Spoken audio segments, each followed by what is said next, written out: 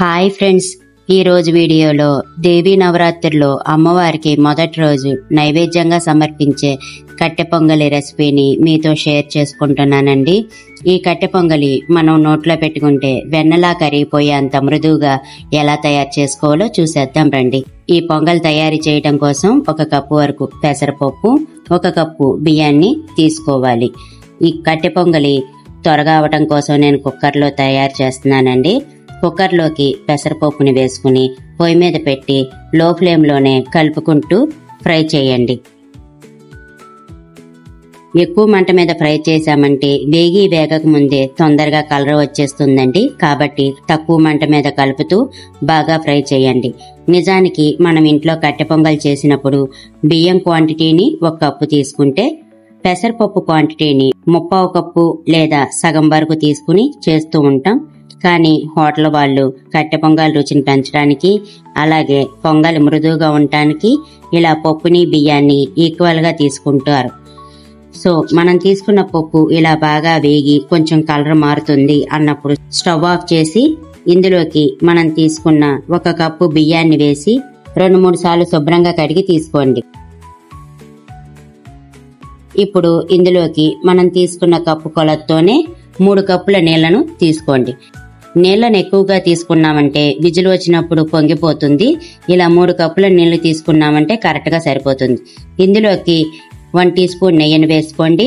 అలాగే మనకి రుచికి సరిపడినంత ఉప్పుని వేసుకోండి. నేను 1 టీ స్పూన్ ఉప్పుని వేసుకుంటున్నాను. కుక్కర్ మూత పెట్టేసి 3 విజిల్స్ వచ్చే వరకు హై ఫ్లేమ్ లోనే ఉడికించండి.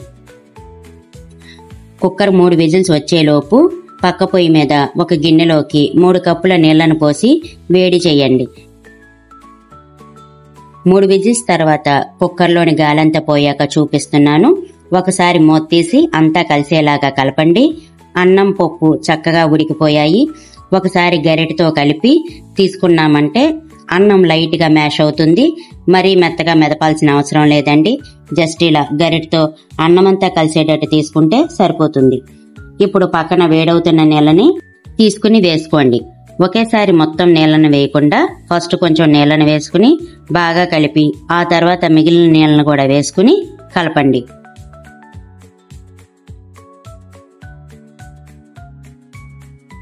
ఈ క్వాంటిటీ వాటర్ అనేది కరెక్ట్ గా సరిపోతుందండి. స్టవ్ ఆన్ చేసి కుక్కర్ పొయ్యి మీద పెట్టుకుని ఉడికించండి. మీకు కట్టె పొంగలి ఇక్కడ చూపించిన దానికన్నా ఇంకా పలుచగా ఉండాలనుకుంటే కొంచెం నీళ్ల క్వాంటిటీని పెంచుకోవచ్చు.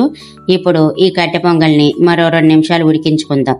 చూడండి, మనకి ఈ కన్సిస్టెన్సీ అనేది మరీ పలుచగా కాకుండా మరీ గట్టిగా కాకుండా ఇలా ఉంటే సరిపోతుంది.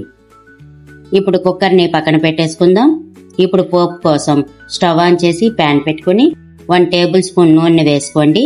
అదే మనం ఏ కప్పుతో అయితే బియ్యం పులిసి తీసుకున్నామో అదే కప్పుతో 1 అర కప్పు వరకు నెయ్యిని తీసుకోండి. ఈ క్వాంటిటీ నెయ్యి తీసుకోవడం వల్ల కట్టె పొంగల్ తినేటప్పుడు వెన్నపూసలాగా నోట్లో కమ్మగా కరిగిపోతుందండి. మీకు నెయ్యి ఎక్కువగా అనిపిస్తుంది అనుకుంటే 1-2-3 స్పూన్లు తగ్గించైనా తీసుకోవచ్చు. నెయ్యి వేడయ్యాక ఇందులోకి 1 టీ స్పూన్ జీలకర్రను సన్నగా తరిగిన 1 టీ స్పూన్ అల్లం ముక్కల్ని 1 టీ స్పూన్ వరకు మిరియాలని తీసుకోండి. ఇలా తీసుకున్న వీటిని కొంచెం దోరగా ఫ్రై చేశాక ఇందులోకి 2 స్పూన్ల జీడిపప్పు పలుకుల్ని తీసుకుని మరి కాస్త ఫ్రై చేయండి.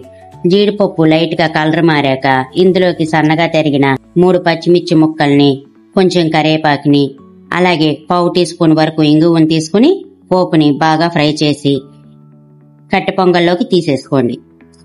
అంతా కలిసేలాగా బాగా కలుపుకున్నామంటే మంచి రుచిగా కట్టె పొంగల్ రెడీ అయిపోయింది. అంతేనండి, దేవి నవరాత్రుల్లో మొదటి రోజు అమ్మవారికి నైవేద్యంగా సమర్పించే కట్టె పొంగల్ రెసిపీ రెడీ అయింది. వీడియో నచ్చితే లైక్ చేయండి. Thanks for watching.